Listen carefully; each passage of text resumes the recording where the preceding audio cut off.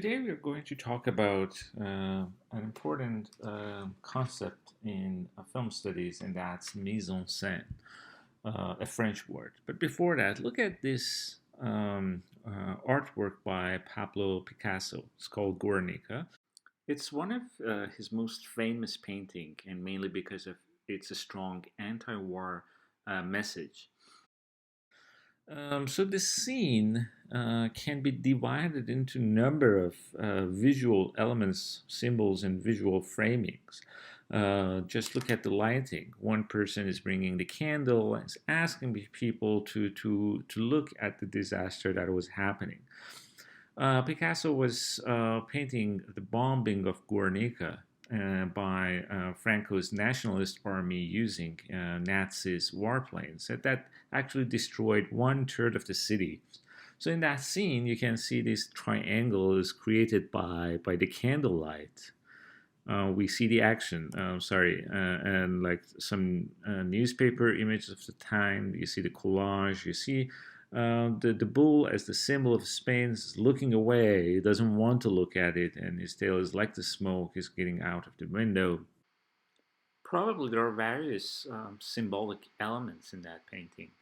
The light and the top, which in the Spanish language apparently has the same uses the same word for both the lamp and the bomb. So, having that in mind, how does the mise-en-scene in cinema work?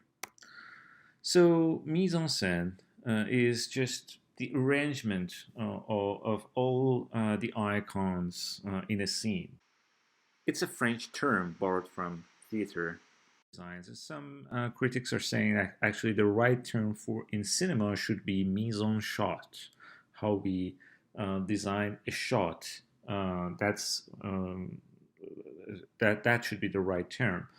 But anyhow, in the critical analysis of movies, the term refers to everything that you look, to the overall look and feel of a movie, and so the arrangement of everything that the audience sees, even hears and experiences. A movie's mise-en-scene um, has an impact on our mood as we watch the movie. So all the thing, the decor, the lighting, the sounds, the arrangement of the actor, what a character is positioned where. All these things are that they do have purpose and they add layers of meaning. So look at this scene from like this frame from taken from Children of Men. It's true that the meaning is never fixed, but what I'm saying that the fact that part of Guernica is in the background serves a purpose. You can interpret this the painting that is that has an anti-war message, and it's about human suffering, and you see a man who is having a very expensive dinner in the foreground. This a feeling of contrast. You might actually feel it the other way. You say that actually the empty glasses uh, actually corresponds to the chaotic image in the background that we have, like by this taking a part of Guernica. But all these things are there for you to think why this famous painting is used in the background. So, mise-en-scene, the two important visual components of mise-en-scenes are designs and compositions. Design is the process by which the look of the setting, props, lighting, and actors is determined. Set designs, decor, prop selection, lighting, costumes, makeup, and hairstyles, they all shape the overall design of the film. And composition is the organization, distribution, balance, and general relationship of actors and objects within the space of each shot.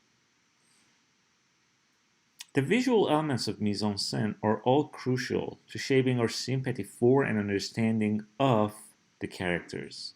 So the way the director wants to convey a specific mood is always about the mise-en-scène. So in the last two topics and that two movies that we watched, we did analyze mise-en-scène. So in a way, it's impossible to talk about a movie, to analyze a movie and not talk about its mise-en-scène. So in a way, we were doing some mise-en-scène analysis in the last 2 weeks with 12 Angry Men and Casablanca. But what is we are going to deal with certain important terms and definitions useful for analysis of mise-en-scène in cinema. So the whole thing is just look at the frame, how the frame is composed. Can we compose it into like three vertical parts, for example, or triangle parts, like the painting that you looked at. So the first idea that I want to talk, the first concept, is the idea of dominant color. Scenes, sometimes they use dominant color to pass a specific mood or meaning. A red or green. Sometimes they use color palettes. So there's a lens that actually gives some sort of a tone, a color tone to the image. So look at the color tone in this scene from Hotel Chevalier by Wes Anderson. A sandwich avec, how do you say grilled cheese? So the dominant tone is yellow. And so he's actually merged with the setting, the background, the hotel setting. Actually, it's a short movie. If you look at this film later on, you're going to see that actually this situation is going to be switched with him and Natalie Portman characters. She becomes actually part of this, and the yellow setting is merging with the images in the scene. So if I'm going to actually a little further. I didn't say you could come here.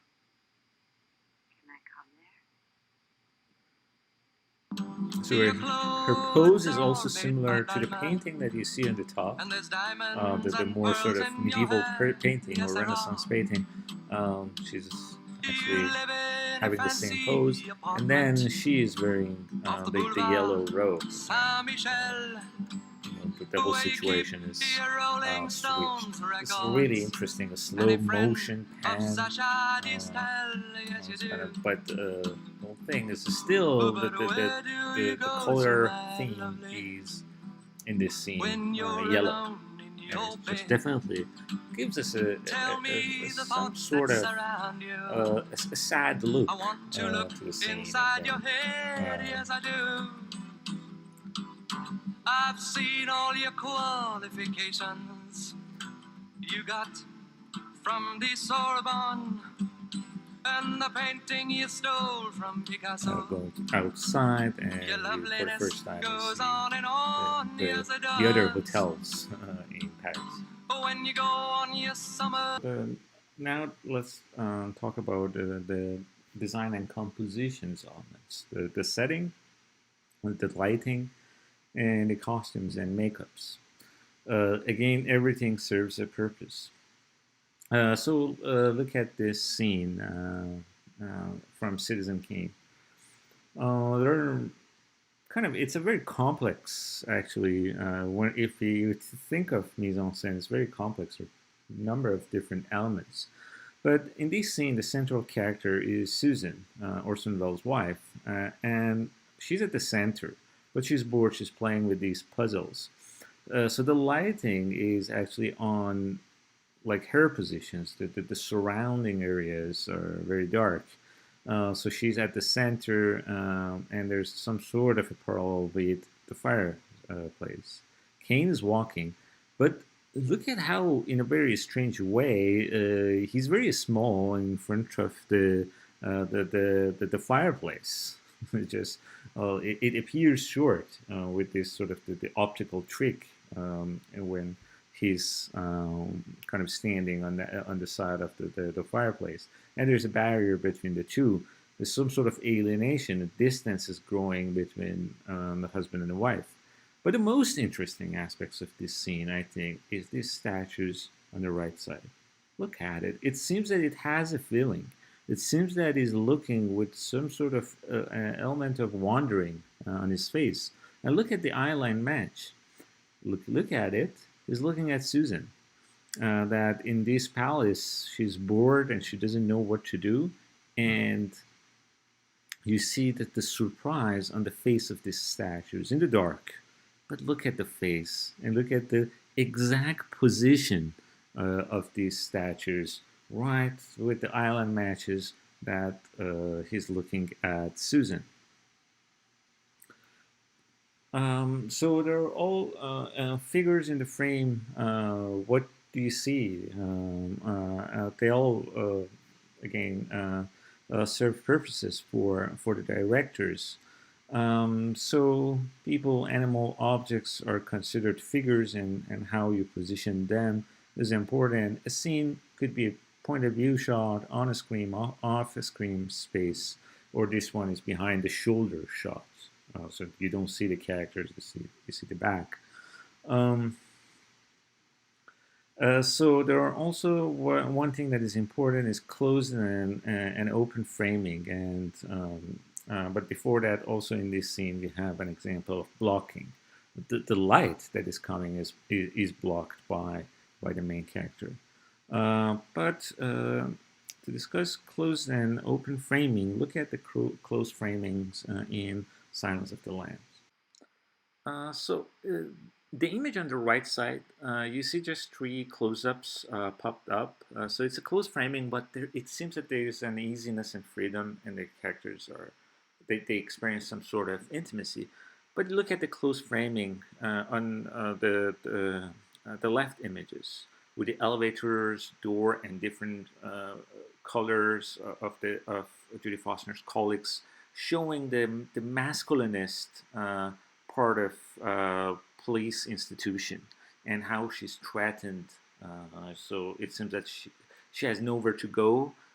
So it just is passing that sort of claustrophobic mood to the audience that how she's threatened in this institute.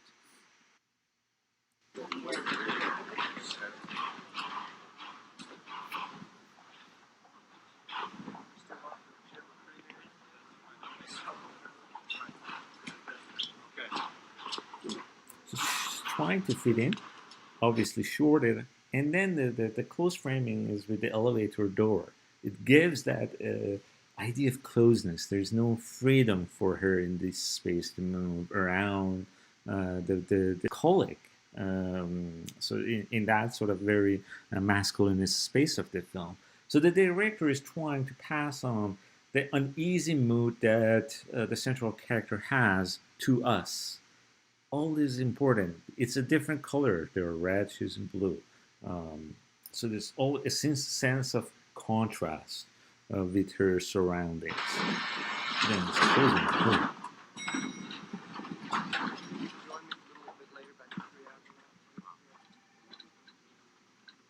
The next comparison, some scenes on American Beauty, and perhaps you've seen that.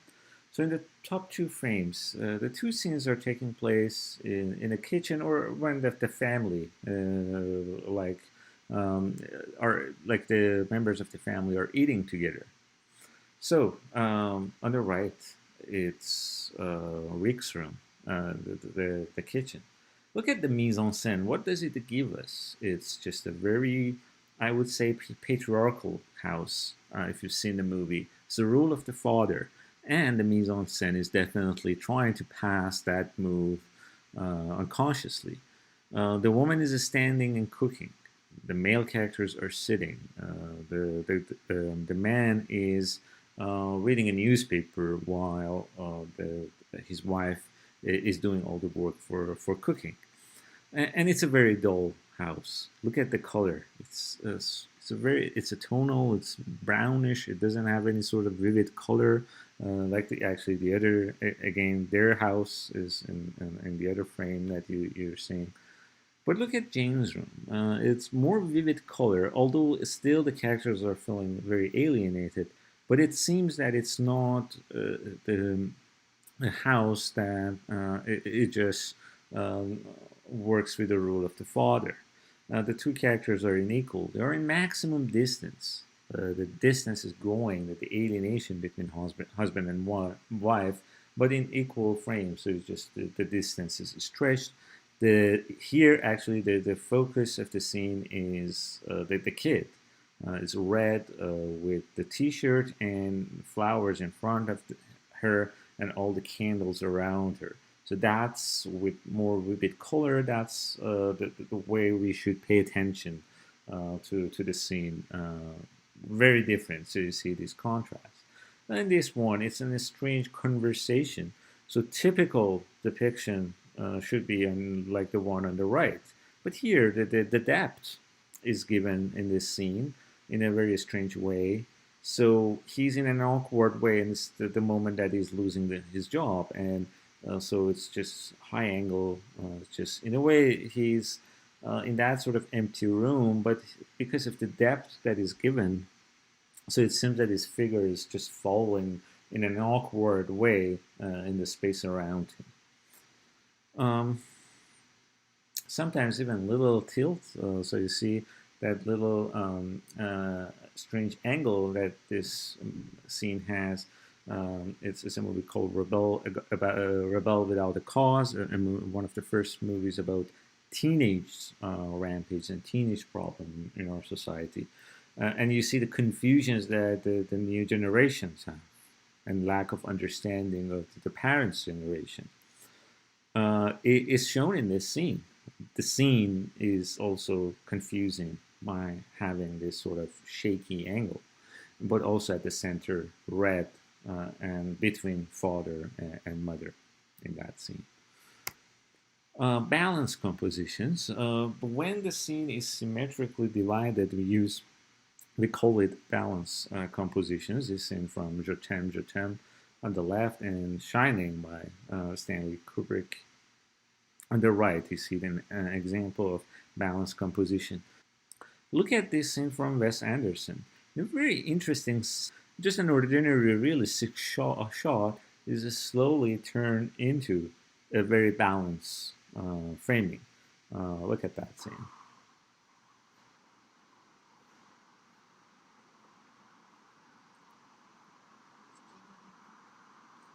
As the two characters are trying to approach each other, the camera is going to stand in the right place to create balanced composition.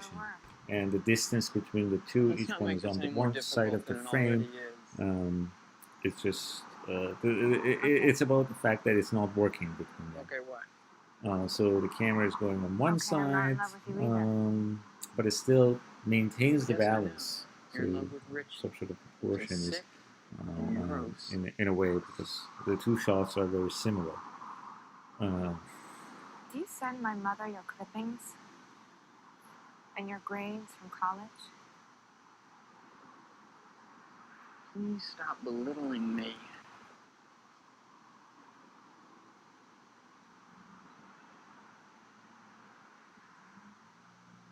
You never gave me the time of day till I started getting good reviews. So as you watched the movies in this class and watching the clips, try to be alert to the overall design plan and mise-en-scene, and also your emotional responses to them. Are you comfortable? Or the mise-en-scene has made you anxious? Remember that scene from Silence of the Lambs with the close framing, giving you some sort of a threatening mood. Are your senses overwhelmed or calmed what you see, the composition on the screen? Try to identify all these mise-en-scene elements. Try to see if the movie's design have a unified feel. Dominant color is an important aspect to determine that. due to various elements of the design, the sets, props, costumes, makeup, hairstyle, and other mise-en-scene elements work together, or do these same elements work against each other? Uh, what we discussed about the following scene in Children of Men, for example. And what is the effect either way? Either way you decide about a scene like that. How does the design and mise en scène in such a clip is related to the overall narrative, and how kind of it appropriates the mood that the story is trying to pass.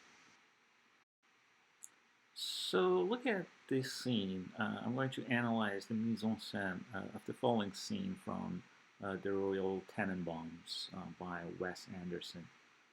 So look at how it's vertically divided into three parts. So the character in the middle, and we have two sections on its right and left. And it's somehow a balanced composition, and the dominant color is obviously yellow. And you're going to see the same sort of three layers: foreground, background, and middle ground in the reverse shot, for example.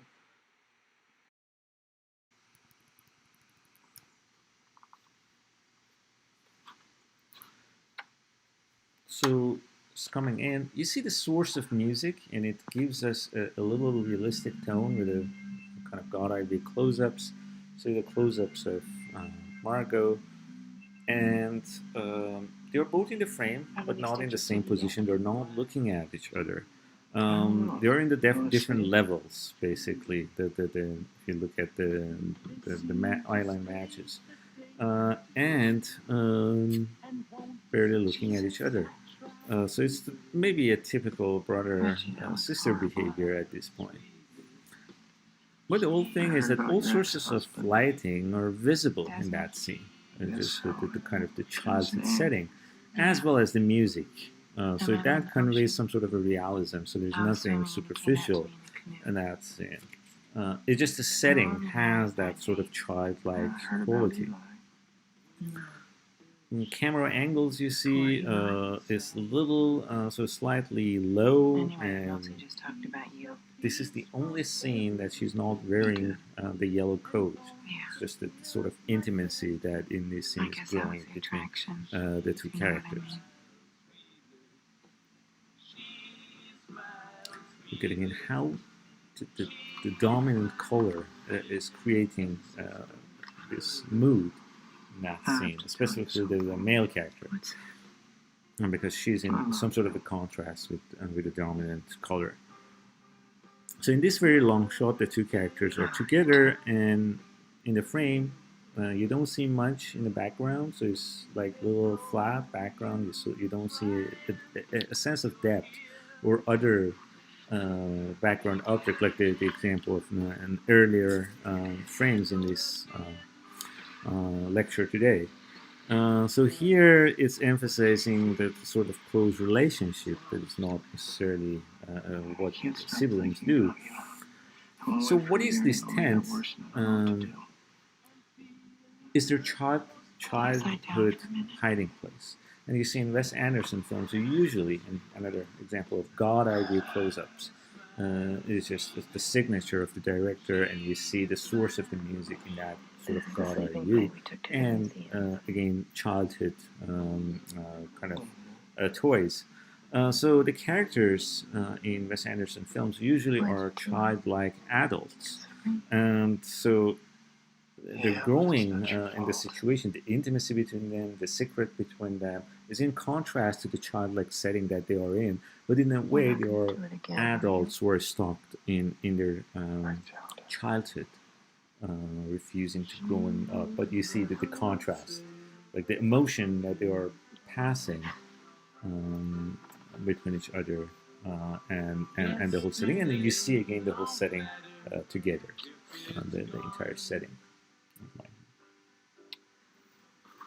And now she's leaving from the same part of the frame. So you see that the lighting creates a very moody atmosphere here, and in a way it